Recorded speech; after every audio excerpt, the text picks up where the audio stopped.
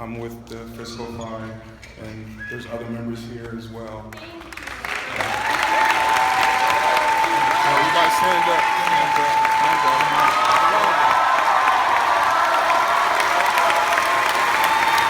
And Bertie, I love you. Love you, Bertie. Love you, Bertie.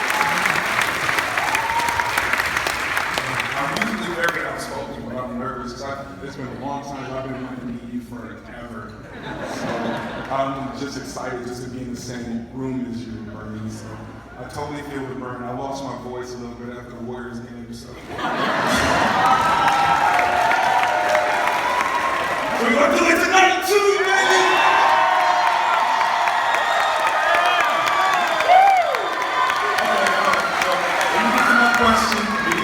I'm sorry. So, Mr. Future President of the U.S., how would you handle the nationwide militarization of police and address those police killing unarmed minorities? Come on. And what is your vision for much needed police-wide police reform? Yeah. Amen. Thank you. Great question, an enormously important question, because if you indicate, what kind of country are we when mothers are afraid to let their kids go out and play? Hello. All right, so what do we do? First, let me start off easy, and by saying that, in my view, that any person in America who is killed while being apprehended by the police or dies in complete police custody, that should immediately and automatically initiate a Department of Justice investigation.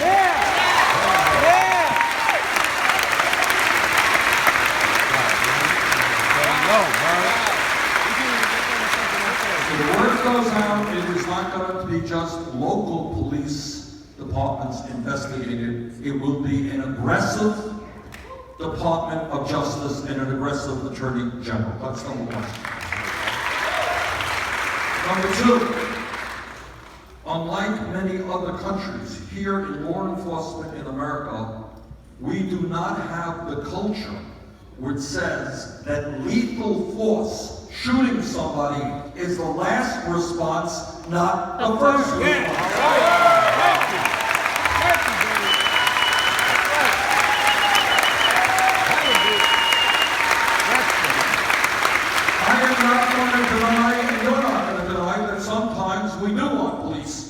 To use lethal force in a tragic situation. Somebody busts in with a machine gun, yeah, you want that person taken out.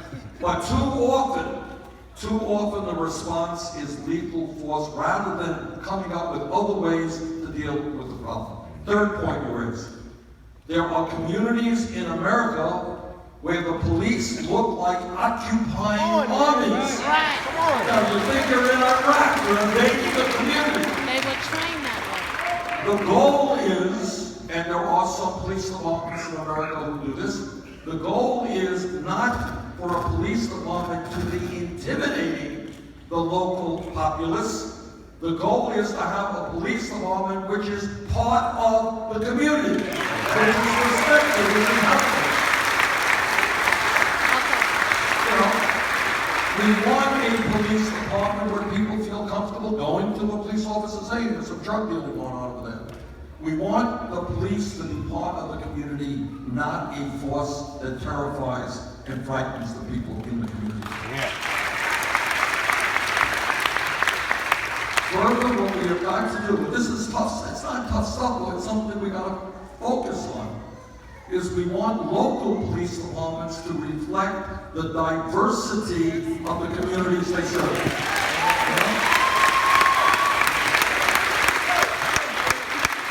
Black community, it is appropriate to expect the majority of the officers will be African American. And a Latino community, same thing. All right, and the other thing, which is related, everything's related to everything else. I learned this, I didn't know this before I began to run for president. Turns out that over the last 30 years, millions of people have received police records for possession of marijuana. Right. It turns out, according to studies, blacks and whites do marijuana at about equal rates. But you know what? Blacks are 4 times more likely to be arrested than whites for marijuana. Helen Bernie.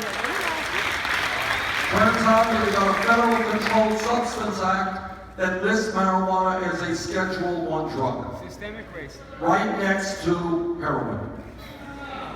All right, my view is we take marijuana out of the federal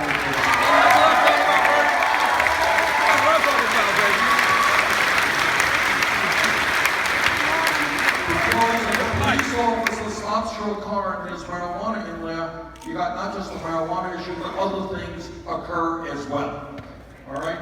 So I think, by the way, if I lived here in California, there's going to be an item on your November ballot to legalize marijuana. I would support that.